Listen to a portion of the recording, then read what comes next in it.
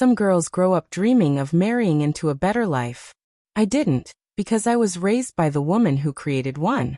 My mom ran a logistics company from a converted warehouse just outside Portland. She didn't inherit it. She didn't marry into it. She started it from scratch, with 2 forklifts, a storage lease, and just one employee, herself. And me? I grew up surrounded by shipping manifests and plastic-wrapped pallets. She was the kind of mom who worked 16-hour days and still made it home in time to braid my hair before bed.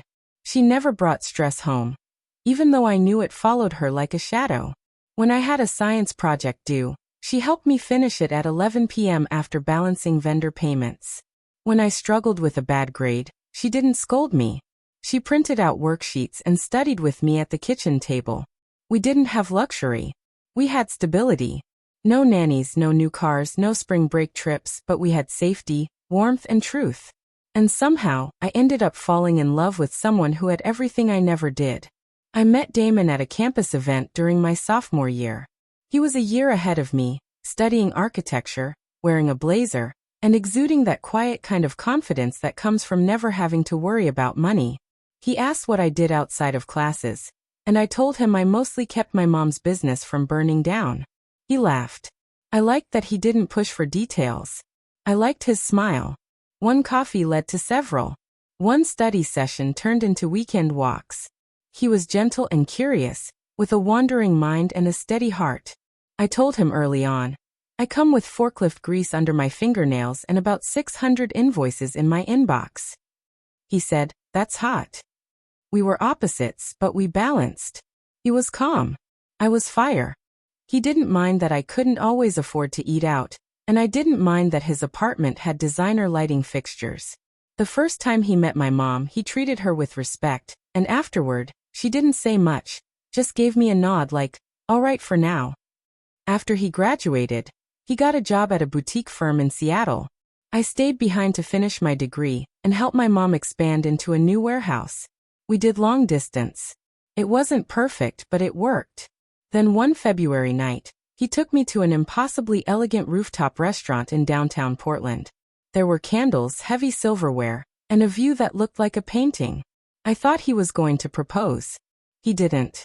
Instead, he said, "I want you to meet my parents." My fork froze in midair. He reached across the table, took my hand, warm and steady. "I've already told them we're serious, that I want to marry you. But you should meet them, and they should meet you." I studied his face. There was something nervous behind his smile. Not fear exactly, but hesitation. "Is there something I should know?" I asked. He sighed. "They're formal. Especially my mom. Clarice, just don't take it personally if she's a little cold." I should have seen it coming. The following Sunday, I drove alone to their home in Bellevue. Damon had gone ahead for some family prep, whatever that meant. I followed the directions through winding, tree-lined roads into a gated neighborhood that looked like it was straight out of a Nancy Meyers movie. The house wasn't large. It was grand. Every tile, hedge, and light fixture screamed curated wealth. It didn't intimidate me. It pissed me off. Clarice opened the door herself. She gave me a quick, polite once-over, the kind of look rich women give when they silently calculate your net worth based on your shoes. "You're Celeste. You're early," she said. "Punctual. That's good." Her smile was tight and shiny. No warmth, just manners. She led me through an entryway that smelled like lilies and leather, and into a sitting room that clearly wasn't meant for actual sitting. Gareth, Damon's father, was by the fireplace, flipping through what looked like a portfolio binder. He didn't look up as I entered. "Damon had to step out briefly," Clarice said, settling into a pristine cream-colored chair. "But we're glad to have you." I sat carefully on the edge of an ottoman that looked more expensive than my first car. "So," she began, folding her hands, "Damon tells us you work with your mother." "I do. She runs a logistics company. I've been helping her since I was a teenager. Now I manage operations, mostly warehousing, compliance, and vendor scheduling." "A family business," Gareth muttered, eyes still on his papers. "Yes," I replied. "And your father?" Clarice asked. "He was gone by the time I turned 4. She offered a solemn little nod. as if reacting to a moderately sad movie trailer. Your mother raised you alone then? She did everything, I said. And she's still running the company? Yes. Though she had been passing more of it over to me, Clarice tilted her head. I see, she said softly. There was a pause before she spoke again, her tone gentle. I hope you understand the world Damien comes from. It's a unique one. I blinked, confused. Pardon? She smiled a little wider. He was raised with certain expectations, a legacy, a structure. It's not a criticism, just the reality. I hadn't realized legacy required inheritance. She didn't flinch. That's not what I said, she clarified. Finally, Gareth looked up. What she means is compatibility is crucial. You seem like a hard worker, which is commendable. But marriage is about more than just affection. It's about alignment, financially and culturally. Culturally, I echoed, my voice a bit sharper than I intended. You come from a different world, Clarice stated simply. You're industrious. That's rare. But for a long-term partnership, you need shared roots. I stared at both of them, my heart pounding, not in shock, but in anger. I appreciate your honesty, I said. Clarice leaned in slightly, still smiling. We just want what's best for Damien. I'm sure your mother wants that too. She does, I replied quietly. More than anyone I've ever met, Gareth added. It's better to be clear now than to deal with complications later. I stood up. Their message was clear. I wasn't a fit. I wasn't family. I wasn't wanted. At the door, Clarice extended her hand. Thank you for coming, Celeste. Truly. I met her gaze and replied. Thank you for the clarity. Then I walked out into the cold, climbed into my car, and gripped the steering wheel until my knuckles turned white. I wasn't going to cry. Not for them. Not ever. I didn't head home right away. Instead, I sat in my car for nearly 20 minutes, engine off, staring at the kind of house that would never feel like home to someone like me. I thought about what Clarice had said. Industrious. Not a match. Different world. Every word had been wrapped in velvet but filled with glass. They didn't see me as a person. They saw me as an obstacle. I drove aimlessly for a while, not ready to face my mom. I wasn't ashamed of myself or of her, but I couldn't figure out how to explain how they had treated us like dirt, without burning everything she'd worked for. Eventually, I ended up at the old park near my childhood home. The swings were rusted, and the gravel was worn. I used to come here after school, and imagine the swing could take me far away. Now, I sat there, feeling like a ghost of the person I used to be. Then I heard footsteps behind me. Tell me they didn't feed you, my mom said. I turned around to find her standing there, wearing jeans and an old jacket, holding a foil-wrapped sandwich in one hand and a thermos in the other. I thought you'd come here, she added. You always did when things sucked. I blinked rapidly, though tears still slid down my face. She handed me the sandwich, then sat on the swing next to mine, sipping from the thermos as if we were just two old friends passing the time. I didn't say anything bad, I whispered. Didn't think you would, she replied. They talked down to you, to us, to everything we've done. Of course they did, she said matter-of-factly. I turned to her, confused. People like that, the ones who inherit their status, always think they're protecting something sacred, but they're really just protecting their own reflection. You don't look like them. You don't speak like them. To them, that makes you dangerous. I didn't even raise my voice, I said. I just left. My mom smiled faintly. You're stronger than I was. We sat in silence for a moment, and I unwrapped the sandwich and took a bite. It was still warm. Chicken and arugula, my comfort food. They don't deserve you, she said quietly. I know you want to be done with him. I hesitated. No, I admitted. Damien. He wasn't there, but he's not like them. Then I'll handle it, she said. I blinked. What? I'll meet them. No. Why not? Because you don't need to prove anything to them. I'm not proving anything, she said, standing up. I'm correcting the record. I stood as well. Mom. She cut me off with a look I hadn't seen since I was 10, and had tried to lie about breaking the office label printer.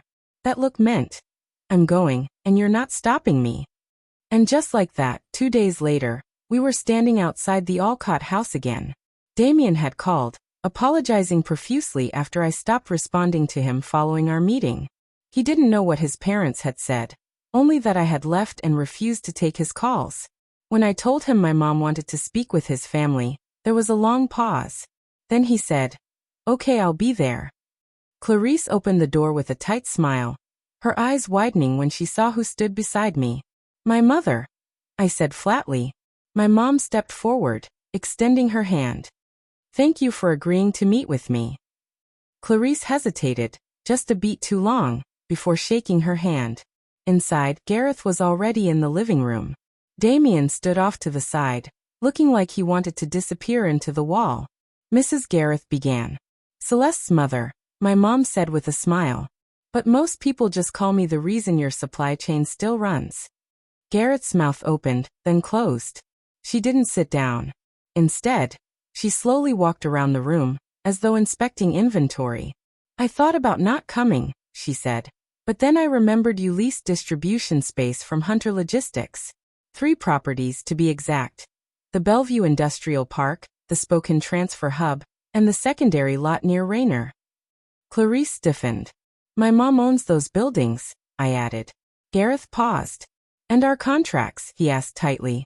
"They expire in 36 days with a 30-day notice clause," my mom replied, "which I delivered this morning through your office's front desk.